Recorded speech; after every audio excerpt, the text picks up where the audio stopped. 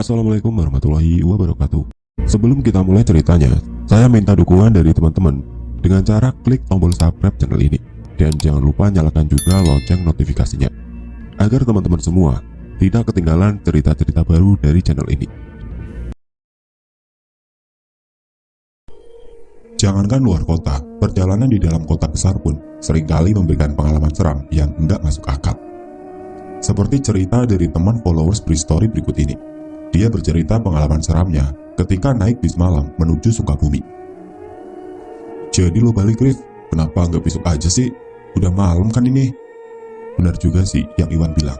Memang sudah jam 7 malam. Mau sampai Sukabumi jam berapa nanti? By the way, Iwan adalah teman kosku. Dia tinggal di kamar sebelah. Aku Arif, bekerja sebagai perawat di rumah sakit di wilayah Jakarta Barat. Tinggal di kos sekitaran tempatku bekerja. Bis terakhir dari Bogor menuju Sukabumi jam 9 malam. Semoga keburu. Aku memang harus mampir ke Bogor dulu. Ada titipan dari Om yang harus kubawa pulang ke rumah. Begitulah keadaannya. Sudah hampir jam 10 malam ketika aku meninggalkan rumah Om di sekitaran Baranang Siang. Enggak terlalu jauh dari terminal Bogor. Ini Kamis malam Jumat. Memaksa pulang untuk menghadiri akad nikah kakak perempuanku. Kalau nggak ada acara sepenting ini, aku nggak akan ngambil jatah cuti dan pulang. Akad rencananya akan dilaksanakan di masjid dekat rumah. Lalu resepsi pada hari Sabtu. Jam 10 lewat sedikit, ketika akhirnya aku menginjakkan kaki di terminal. Masih banyak tanda-tanda kehidupan yang terlihat. Beberapa warung kecil masih buka menjajakan jualannya. Beberapa orang berseliweran berpenampilan layaknya penumpang yang sedang mencari angkutan umum ke tujuan masing-masing. Membakar rokok, lalu duduk di atas trotoar yang nggak jauh dari barisan bis yang memenuhi jalurnya masing-masing. Dari tempat itu, aku dapat melihat kalau jalur yang bertuliskan Sukabumi di atasnya sama sekali kosong. Nggak ada satupun bis yang berdiam di jalur itu. Kayaknya bis ke Sukabumi sudah nggak ada lagi. Harus cari mobil omprengan nih. Begitu pikirku dalam hati. Mau kemana, Sudah nyaris jam setengah 11 ketika seseorang yang sepertinya calo menegurku dengan pertanyaan. Sukabumi, Kang, masih ada gak ya bisnya? Aku menjawab dengan pertanyaan. Wah, udah gak ada tuh, terakhir tadi jam 9-an. Setelah menjawab, lalu laki-laki itu meloyor pergi. Benar kan, bis terakhir udah berangkat. Tapi walaupun begitu, aku harus tetap pulang malam ini juga, bagaimanapun caranya. Beberapa menit kemudian, aku memutuskan untuk berjalan keluar terminal, lalu menyeberang jalan. Di depan terminal, beberapa kali aku pernah melihat ada mobil omprengan menawarkan tumpangan ke Sukabumi. Berharap masih ada, seharusnya ada. Kembali membakar rokok, aku berdiri sendirian di tempat gelap ini. Kilatan lampu kendaraan yang cukup menyilaukan menutup pandangan sesekali. Beberapa bis tampak melintas di hadapan, tapi nggak ada satupun yang bertujuan ke Sukabumi. Aku belum menyerah, mau tetap menunggu tumpangan, padahal sudah hampir jam 11 menjelang tengah malam. Sesekali melihat ponsel, membuka-buka aplikasi media sosial, mengalihkan pikiran yang semakin gelisah karena sama sekali nggak ada kendaraan umum menuju Sukabumi. Ketika sedang asik melihat timeline, tiba-tiba sinyal internet hilang. Mendadak aku nggak bisa browsing sama sekali. Begitu juga sinyal telepon hilang sama sekali. Malah gangguan, sempurna deh. Begitu pikirku dalam hati. Ya sudah, lalu ponsel aku masukkan ke saku celana. Dengan gak adanya kegiatan lain, aku jadi memperhatikan suasana sekeliling. Ternyata, baru sadar kalau tempat ini mendadak jadi sangat sepi. Padahal letaknya gak jauh dari terminal. Aku hanya bisa melihat dari kejauhan, lalu lalang manusia di terminal itu. Sementara di dekatku, sudah sangat sepi dan hening. Yang masih sekali terlintas adalah beberapa kendaraan yang datang dari arah tol menuju Bogor kota. Bukan di jalur yang ada di hadapan. Sepi, benar-benar sepi. Sekali lagi aku melihat ponsel, namun tetap saja belum ada sinyal. Belum bisa digunakan. Melamun lagi jadinya. Menjelang jam 12 tengah malam, sempat berpikir untuk kembali saja ke rumah Om.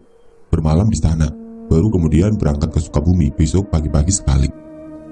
Tapi ketika baru saja hendak melangkahkan kaki, tiba-tiba pandangan mataku tersorot lampu besar yang sangat menyilaukan. Ada bis besar, begitu pikirku. Dan ternyata benar, ada bis besar yang tiba-tiba datang dari arah Pajajaran. bergerak pelan menuju ke tempatku berdiri. Lalu bis itu akhirnya persis lewat di hadapanku, kemudian berhenti. Di kaca samping, di dekat pintu depan, ada tulisan Sukabumi. Dan di pintu depan itu, ada kondekturnya yang lalu membuka pintu. "Sukabumi, Pak?" tanyaku untuk memastikan sekali lagi. "Iya," jawab bapak itu pelan. Syukurlah, akhirnya aku dapat bis untuk pulang. Nggak pikir panjang lagi, aku langsung menaikinya. Baru saja beberapa langkah masuk, Pak sopir sudah menginjak gas pelan, lalu bis berjalan meninggalkan kota Bogor. Bis ber-AC ini sepertinya bis yang masih bagus, tapi juga bukan bis baru banget. Dengan kursi yang berjejer dua-dua, masing-masing kursi kelihatan masih terawat bersih. Bis ini juga wangi. Aku nggak tahu parfum apa yang digunakan oleh awaknya, tapi wanginya enak. Berjalan terus ke belakang. Dalam keadaan gelap, aku mencari kursi kosong. Penumpangnya enggak terlalu penuh, tapi setiap barisan, dari depan sampai paling belakang, selalu ada orang yang duduk. Aku akan memilih kursi yang kira-kira nyaman untuk tidur sejenak. Akhirnya langkahku berhenti di barisan kursi kedua dari belakang. Sebelah kiri, ada seorang bapak yang duduk di kursi dekat selasan. Aku permisi untuk duduk di sebelahnya, dekat jendela. "Permisi, Pak, boleh saya duduk di situ?" Bapak itu nggak menjawab, tapi langsung berdiri untuk mempersilahkan aku masuk. Lalu aku duduk di kursi itu.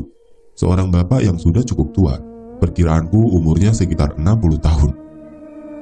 Oh ya, ada pemandangan yang sedikit aneh ketika aku masuk bis tadi. Kalau aku perhatikan, ketika sedang berjalan mencari tempat duduk, semua penumpang yang ada di dalam bis ini nggak ada yang tidur. Semua duduk tegak di kursinya masing-masing, dengan mata terbuka menatap ke depan. Tipikal bis malam, apalagi tengah malam seperti ini. Biasanya kan selalu saja ada penumpang yang terlelap, atau minimal dalam posisi bersandar untuk tidur. Tapi ini enggak, seperti yang aku bilang tadi. Semua penumpangnya dari depan sampai yang paling belakang, duduk tegak di kursi, dengan mata menatap ke depan. Nggak ada yang terpejam. Yang lebih aneh, sama sekali nggak ada yang memperhatikan aku. Cuek aja semuanya. Bapak yang duduk di sebelahku juga sama. Posisi duduk tegak, memandang ke depan, sama sekali diam dan gak mengajak aku berbicara sedikit pun. Tapi ya sudahlah, aku gak terlalu memikirkan itu. Hati sudah senang karena akhirnya dapat kendaraan untuk pulang. Aku terus merhatikan jalan. Ketika kami sudah benar-benar meninggalkan kota Bogor, lampu dari rumah-rumah dan toko kecil yang ada di sisi kiri masih terlihat menerangi pinggir jalan di daerah Ciawi menuju kota kecil berikutnya, Cikretek, Cijeruk, dan seterusnya. Bis melaju cukup cepat, jarang sekali mengerem mengurangi kecepatan, terus berjalan dengan suara mesin yang hampir enggak kedengeran. Iya, suara mesinnya sangat hening, nyaris seperti mati. Bis ini perawatannya bagus banget, sampai suara mesinnya halus gini, nyaris enggak terdengar. Begitu pikirku dalam hati. Yang sesekali kedengaran hanya suara mesin kendaraan yang ada di luar, itu pun sangat kecil. Tapi ya sudahlah, aku enggak ambil pusing. Sekali lagi aku mengeluarkan ponsel dari saku untuk melihat apakah masih ada gangguan sinyal.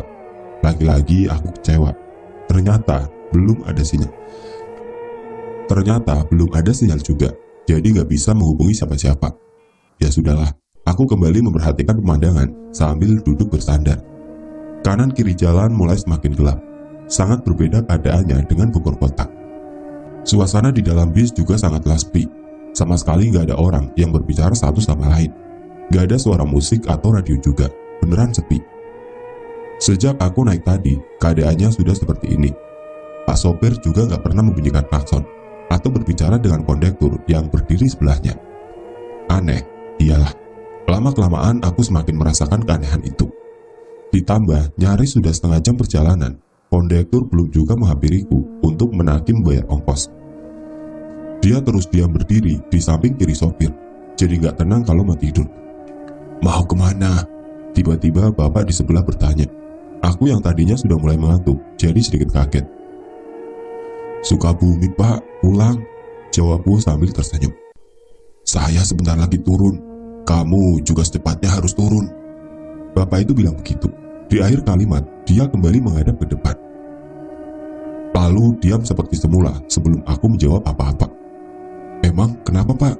tanyaku kemudian. Tapi bapak hanya diam, enggak menjawab.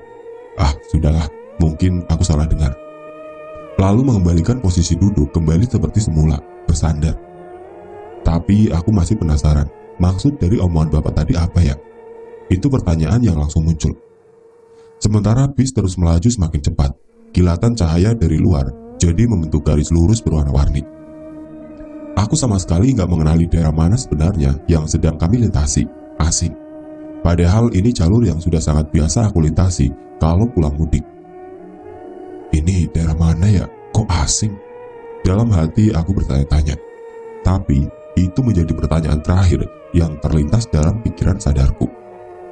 Tubuh yang sudah sangat lelah dan mengantuk akhirnya perlahan membuat aku menutup mata.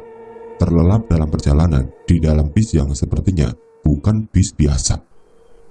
Bis berjalan lambat, kilatan cahaya dari luar membangunkanku yang sepertinya cukup lama tertidur. Melirik ke kursi sebelah, ternyata bapak yang tadi sudah nggak ada, mungkin sudah turun. Lalu kemudian aku mengeluarkan ponsel dari dalam saku. Melihat dan memeriksa apakah keadaannya masih nggak ada sinyal. Benar saja, ponsel masih juga belum bisa digunakan. Tapi dari layar ponsel, aku dapat melihat kalau ternyata sudah jam 2 lewat sedikit. Berarti seharusnya sebentar lagi sampai tujuan. Kembali aku memandang keluar. Di sana nggak terlihat banyak lampu lagi. Langit cerah kali ini menjadi serpihan cahaya yang sedikit membantu penglihatan. Beberapa saat lamanya aku termenung, diam, masih sangat mengantuk. Tapi harus tetap terjaga karena sebentar lagi bis akan berhenti. Hingga saat dimana hidungku mencium sesuatu. Penciuman menangkap bau yang sangat familiar. Aku mengenali bau ini. Bukan wangi parfum ruangan ketika pertama kali masuk ke dalam bis tadi. Bukan, ini sangat beda. Ada yang beda di dalam bis ini. Aku menyadari itu ketika akhirnya sadar bau apa yang menyengat tercium sejak aku bangun tadi. Bau amis darah segar, sangat menyengat. Sontak aku langsung coba mencari sumber bau. Celingukan melihat ke bawah, takutnya ada sesuatu di kakiku. Nggak ada. Bagian bawah kursi nggak ada apa-apa. Kemudian, perhatianku teralihkan ketika melihat seseorang yang berjalan dari depan menuju bagian belakang bis. Ketika sudah dekat, baru aku dapat melihat cukup jelas kalau orang itu ternyata kondektur. Aku hafal dari seragam yang ia gunakan. Akhirnya Pak Kondektur menagih ongkos juga. Begitu pikirku dalam hati. Kemudian merogoh saku celana untuk mengambil uang. Sampai akhirnya Pak Kondektur sudah benar-benar berdiri di sebelahku. Aku langsung menyerahkan beberapa lembar uang kepadanya. Ketika serah terima uang itulah, aku langsung terdiam. Terperangah, bingung sejenak, lalu perlahan berubah menjadi ketakutan yang teramat sangat. Kenapa? Aku melihat keadaan kondektur itu sangat menyeramkan. Sekujur tubuhnya kelihatan basah oleh darah. Seragam yang ia kenakan sobek di beberapa bagian. Yang paling mengerikan, kepalanya kelihatan remuk, seperti baru dihantam benda keras. Darah mengucur pelan, wajah pucatnya hancur enggak beraturan. Aku masih terdiam ketika dia lanjut berjalan menuju ke bagian belakang bis. Aku masih terus memandang sampai dia duduk di kursi paling belakang. Lampu kabin bis mati. Tapi dalam keadaan gelap, aku masih bisa mengamati orang mati. Ya, orang mati. Setelah akhirnya aku memperhatikan sekeliling, ternyata bukan hanya si kondektur yang sepertinya sudah mati. Dalam gelap, aku dapat melihat kalau ternyata bagian bis yang lain sudah sangat berantakan. Banyak kursi yang berkelimpangan, nggak pada tempat yang seharusnya. Yang lebih menyeramkan lagi, banyak penumpang yang sepertinya sudah mati bermandikan darah. Beberapa di antaranya sudah nggak utuh lagi, ada yang tanpa kepala. Ternyata bau anjir darah disebabkan oleh ini semua. Aku langsung berdiri sambil memeluk tas, melangkahkan kaki menuju pintu depan, harus turun dari bis ini segera. Mencoba untuk nggak memperhatikan kengerian di sekitar ketika berjalan, tapi tetap saja masih kelihatan pemandangan seram seperti habis kecelakaan.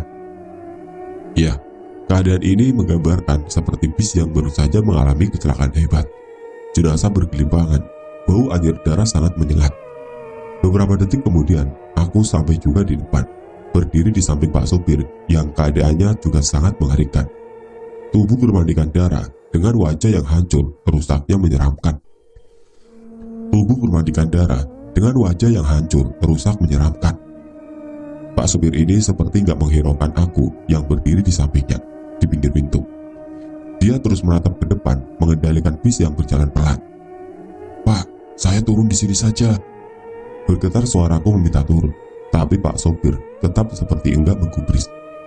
Bau darah semakin menyengat. Lalu tiba-tiba, dari arah belakang, aku mendengar suara tangis dan cerita menahan sakit dari beberapa orang. Semakin ketakutan, keringat dingin mengucur deras. Cekamnya sudah di luar batas. Aku sangat ketakutan ketika suara jerit dan tangis semakin keras terdengar. Gak sanggup lagi berdiri, lalu aku jatuh terduduk, lemas, menangis dalam ketakutan.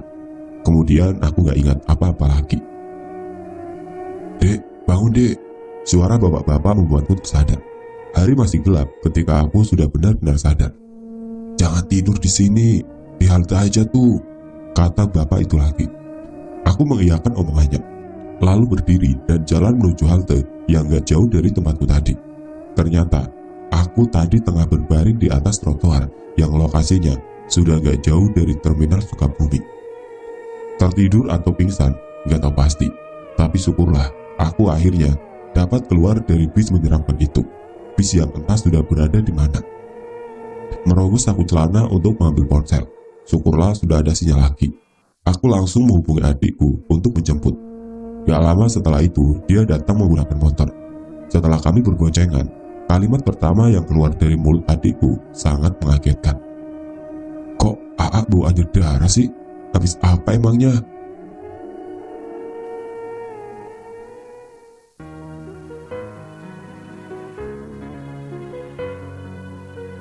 Dan seperti itulah sedikit cerita yang dapat saya sampaikan. Bagaimana menurut kalian tentang kisah ini? Tulis komentar kalian di kolom komentar. Dan bagi teman-teman yang baru bergabung, jangan lupa untuk like, komen, share, serta subscribe channel ini.